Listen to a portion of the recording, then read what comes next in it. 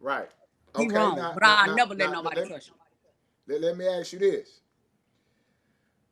What specifically? Now you telling me this. You telling me he's on the podcast. He's getting success on the podcast, and periodically he's dissing you, just mentioning you or bringing you up, and either you catch it or somebody else catch it, but it get back to you, and you like, damn, bro, what's going on? But what made you appear on the internet to goddamn me pull the curtain back off of him? Like what was the final straw? So I get a call. I'm on my way to work.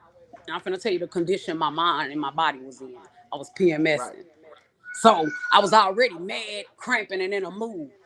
Then I get this message from my family, and they like, Toya, say, edit again. And I was like, what?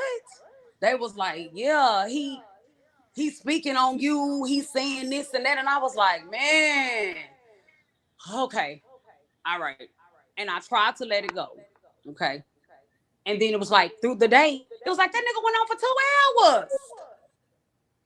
Like, damn, bruh.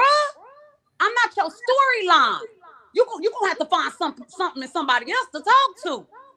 Why are you steady trying to out me and then lies? I can understand if he said some truth. The only thing he said true was that I had a food stamp card. Anything else you lying about.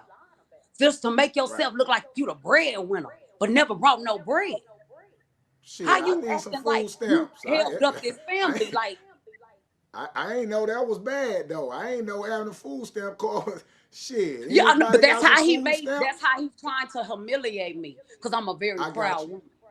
You I understand? got And you. when you're a I proud got you. woman, you go and get it. How you go and get it, and then you got this person trying to spread your like. He didn't know when you go on my page. I testify on my life.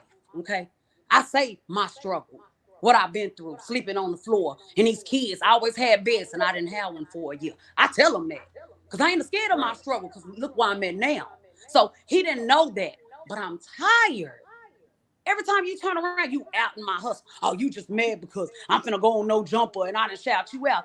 Nigga, you ain't never bought a t-shirt. And I still bought you a Christmas gift. So what, bruh? It's like Right. he in competition with me and I ain't even in, I'm not his competition. I'm his sister. All I told him is, watch yourself.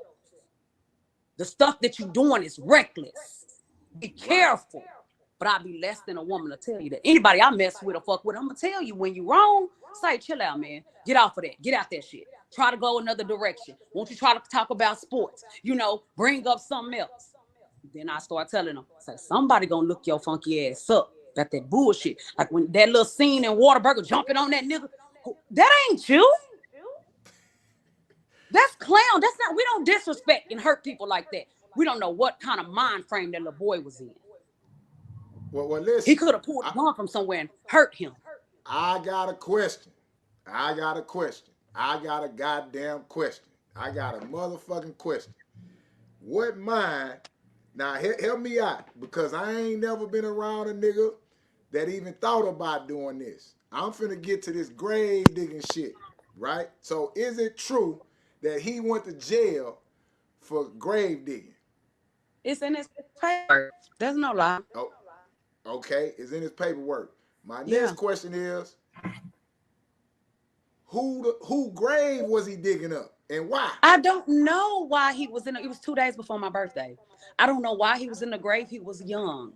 But this is the problem I had with my brother. My brother used to hang with people that was older than him.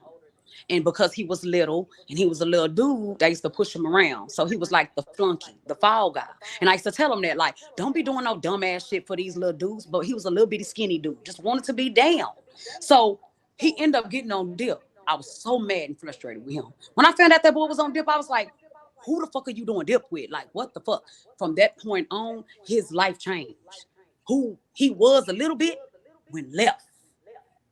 He was zoned out, stealing, stuck, and all these, just things just start popping up. You can just tell when a person on drugs. It's like constantly you getting calls, constantly he's in trouble, constantly say, man, your brother trying to rob Hootie Woo. Your brother's trying to rob this person. I'm getting these calls. He not. Right. He not. Because everybody knew who I was, and they was like, say, I know who his fucking sister is. Get to his sister. I got people who want to shoot up my grandma's house. Say, baby mom, you need to move around. What? Man, Pierre and Rock. I'm like, oh my God. It was so tiring. It was so So tiring. That's why. so he go to jail for digging up a grave. You get the Yeah. call. What you thinking? Hell no, I didn't get the call. I didn't get that call. I Oh, didn't get that well, call. how y'all find out? Shit, he got out of jail. The usual. He got out of jail. He jumped bail. He jumped bond. And shit, the shit came out. They always come to the house looking for him. Hey, is Pierre Jones here? No, he not. He didn't jump bail. Well, what the hell you want us to do?